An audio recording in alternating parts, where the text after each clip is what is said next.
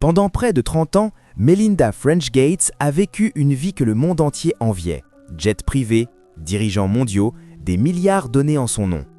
Aux côtés de Bill Gates, elle a contribué à façonner la santé mondiale, l'éducation et les opportunités pour des millions de personnes. De l'extérieur, leur mariage semblait inébranlable, construit sur l'intellect, le sens du devoir et le pouvoir. Mais ce que le monde n'a jamais vu, c'est le lent effondrement silencieux derrière des portes closes. En 2021, l'annonce a stupéfié tout le monde. Après 27 ans, le mariage des Gates était terminé. Un divorce estimé à 76 milliards de dollars. Les gros titres ont explosé, les rumeurs se sont propagées. Pourtant, Melinda n'a rien dit. Aucune interview, aucune explication, juste le silence. Jusqu'à maintenant. À 61 ans, Melinda Gates a finalement avoué la vérité, révélant le moment où sa confiance s'est brisée, la peur qui l'empêchait de dormir la nuit et la raison pour laquelle elle a compris que rester lui coûterait plus cher que partir. Ce n'est pas une histoire d'argent, c'est une histoire de trahison, de survie et du choix de soi lorsque tout le reste s'effondre. Melinda Ann French est née le 15 août 1964 à Dallas, Texas. Elle a grandi dans un foyer discipliné de classe moyenne, façonné par la structure et une ambition discrète. Son père était ingénieur aérospatial et travaillait sur les missions Apollo de la NASA, contribuant à envoyer des astronautes sur la Lune. Sa mère gérait le foyer, instaurant des routines axées sur la responsabilité, l'éducation et l'autonomie. L'argent n'était jamais ostentatoire, mais toujours soigneusement géré. Lorsque Melinda était encore enfant, son père a lancé une petite entreprise de location immobilière afin de garantir que ses 4 enfants puissent payer leurs études universitaires. Au lieu de la protéger du travail, il l'y a impliquée. À 10 ans, elle peignait des appartements. À 12 ans, elle aidait à la comptabilité. Ses premières expériences lui ont appris une leçon qui l'a accompagnée toute sa vie. L'indépendance se construit, elle ne se donne pas. Tout a changé lorsque son père a ramené à la maison un ordinateur Apple II. À une époque où peu de filles étaient encouragées à explorer la technologie, Melinda est devenue fascinée. Elle a appris seule les bases de programmation, tapant des commandes tard dans la nuit. L'ordinateur ne se souciait pas de qui elle était, il ne répondait qu'à la logique. Cette neutralité lui donna confiance et nourrit sa conviction durable que la technologie pouvait être un puissant facteur d'égalité. À l'Ursuline Academy, une des premières écoles du Texas à introduire des ordinateurs en classe, Melinda s'est épanouie. Elle excellait en mathématiques et en sciences, se démarquant académiquement parmi ses camarades. Lorsqu'elle a obtenu son diplôme en 1982 comme majeure de promotion, elle emportait non seulement des notes parfaites, mais aussi une certitude grandissante quant à son avenir.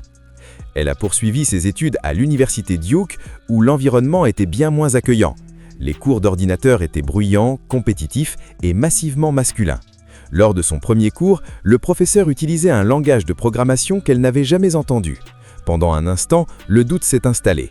Mais elle n'a pas reculé. Elle a travaillé encore plus dur. En 1986, elle a obtenu une licence en informatique et en économie et en 1987, elle a terminé son MBA à seulement 23 ans. Après des stages chez IBM, on lui a proposé un poste stable et prestigieux. C'était la voie sûre. Puis, de façon inattendue, un recruteur lui a suggéré de considérer Microsoft, une entreprise plus petite mais animée d'une ambition immense. L'idée la terrifiait, mais elle choisit la croissance plutôt que le confort.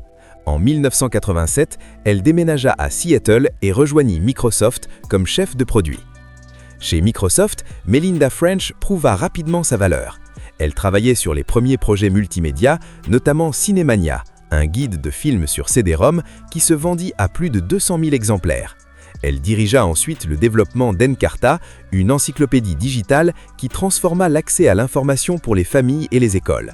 Plus d'1 million d'exemplaires vendus dans le monde. Elle supervisa également des produits comme Microsoft Word, Publisher et Works. Tous les projets ne furent pas des succès.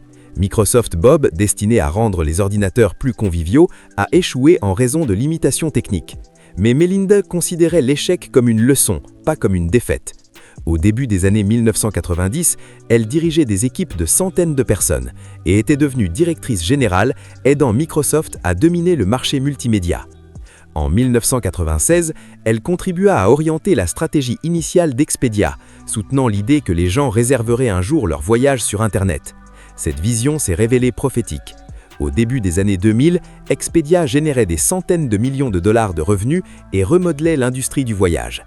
Durant cette même période, Melinda et Bill Gates construisaient discrètement une relation personnelle. Ils se marièrent le 1er janvier 1994 à l'île de Lanai, à Hawaï, lors d'une petite cérémonie privée. Melinda entrait dans ce mariage à lucidité et insista sur un contrat prénuptial solide. L'égalité comptait. En 1996, elle prit une décision difficile, quitter Microsoft pour se consacrer à l'élevage de ses enfants. Mais s'éloigner de la vie d'entreprise ne signifiait pas renoncer à l'influence. Ensemble, elle et Bill Gates commencèrent à bâtir ce que deviendrait la fondation Bill et Melinda Gates. Lancée officiellement en 2000 avec une dotation de 17 milliards de dollars, la fondation grandit rapidement, transformant la philanthropie globale. Après des voyages en Afrique, notamment dans des pays comme la Zambie et la Tanzanie, Melinda poussa la fondation à se concentrer fortement sur la santé mondiale. Vaccins, coins maternels et planification familiale devinrent priorité centrale. Entre 2000 et 2015, la fondation a dépensé plus de 53 milliards de dollars. L'Inde éradiqua la polio, le Pakistan voit les cas chuter de plus de 90%. Des millions de vies sont sauvées. Mais en coulisses, des fissures apparaissaient. En 2013, Melinda a accompagné Bill au domicile new-yorkais de Jeffrey Epstein. Elle a ensuite déclaré que cette rencontre l'avait rendu physiquement malade et a décrit Epstein comme le mal incarné. Lorsqu'elle a appris que Bill continuait à le rencontrer par la suite, cela l'a profondément troublée. Puis d'autres révélations ont émergé. Des allégations impliquant une employée de Microsoft, une enquête interne du conseil d'administration, des accusations de harcèlement sexuel liées à Michael Larson, le gestionnaire de fortune de longue date de Bill. Chaque incident a érodé la confiance. En 2019, Melinda souffrait de crises de panique et de cauchemars. Lors d'un voyage au Nouveau-Mexique, elle a vécu ce que ses proches ont décrit comme un point de rupture. Des discussions discrètes sur le divorce ont commencé plus tard cette année-là, bien avant que le public ne soupçonne quoi que ce soit. Lorsque la séparation est devenue publique en mai 2021, le monde a été stupéfait. Les gros titres se sont concentrés sur l'argent, le pouvoir et l'ampleur de la rupture. Mais pour Melinda French Gates, ce moment n'était pas l'effondrement de sa vie, c'était le moment où elle a choisi de la reprendre en main. Le mariage était terminé, le partenariat dissous, mais émotionnellement, elle commençait à peine à respirer de nouveau. Après le divorce, Melinda a clairement affiché ses intentions. Elle a promis 1 milliard de dollars pour faire progresser la santé et l'autonomisation des femmes, signalant que son indépendance serait utilisée avec un but précis. Plutôt que de se retirer de la vie publique, elle s'est avancée avec une clarté renouvelée.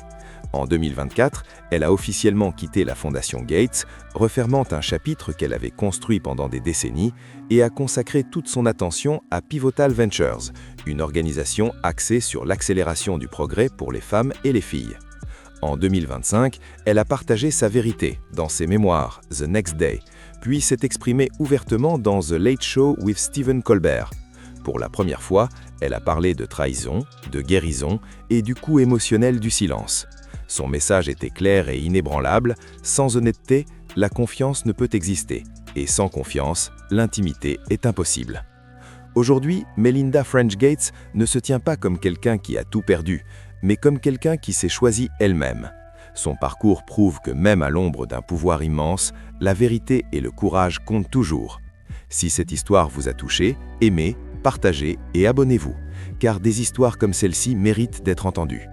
Merci de regarder.